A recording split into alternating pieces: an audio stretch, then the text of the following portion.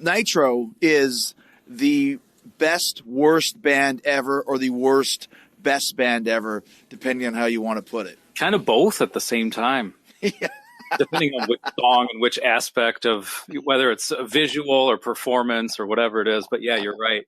But why we're here is because on our show, Pot of Thunder, we did an episode about one of the songs on Nitro's second album, Hot, Wet, Drippin' With Sweat.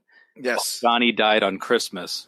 But we also do, this all kind of started beforehand when we did Cat Scratch Fever from the aforementioned Hot, Wet, Drippin' With Sweat album. That's right. That was probably a year and a half before the Johnny Died on Christmas episode, so you're right. But maybe that's what started it. We've been talking about Nitro ever since in our group texts and when we get together. But then I think it really kicked into high gear with Johnny Died on Christmas, because I don't think I've listened to another band on my phone since we recorded that episode.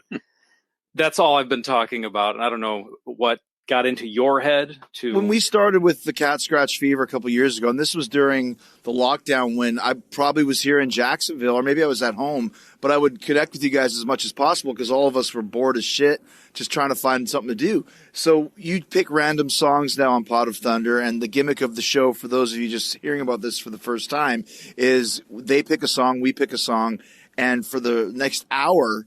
debate that song. And you think, how the hell can you talk for an hour about a song? Well, it's very easy because you stop and start and get really into the minutia. So we were laughing our asses off at Nitro, the concept of Nitro, which is the highest singer of all time in Jim Gillette and the fastest guitar player of all time in Michael Angelo Batio. Two guys who had instructional videos before they had bands. It's almost like Batio and Gillette were fans of the Vinnie Vincent Invasion, because if you remember, the whole concept of the VVI was they wanted to be the most extreme. Guitar solos super fast, singing was going to be super high, and the image was going to be the most glam it could be, which it was in 1986. Fast forward to 1989, it's almost like these two guys went, okay, we're going to take what Vinnie Vincent and Fleischman/Slaughter did and up the ante even more so with our image, our solos, and our vocal technique, shall we say. Agreed. And I will say this. So I was listening to this today, once again, prepping up to hear the music. And I was giving my daughters a ride to their orthodontist appointment, listening to this. And they both were like, Dad, what are you listening to? This is terrible. So I turned it off. And then I went home and I was in the shower listening to Machine Gun Eddie. And I got the following message from my wife via text. And see if you guys can hear this. Please make that horrible music stop before my ears start bleeding. It's horrible. Wow.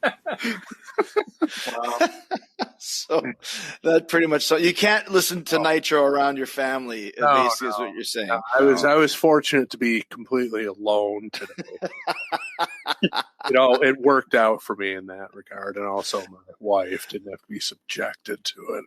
My note on this, I don't have that much to say about Bring It Down. I mean, it's crazy, it's heavy, but I think Andy would love this one. So we'll see if I'm right, I guess. All right, Andy, was he right?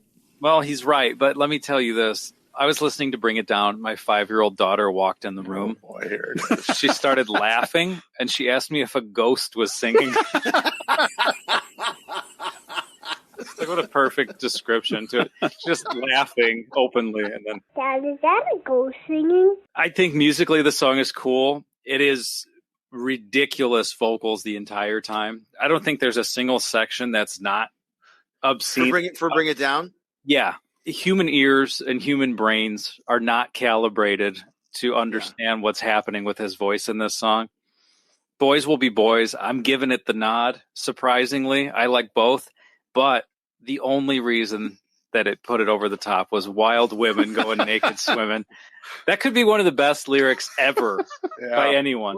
Can we finish the whole verse? Wild women going naked swimming, skinny dipping, finger licking, oh, that's living. Next to living, I like fighting. It's the best. I got to find a little lady in the north, south, east, or west. Oh, man. Yeah, man. Yeah, that song's a winner for sure.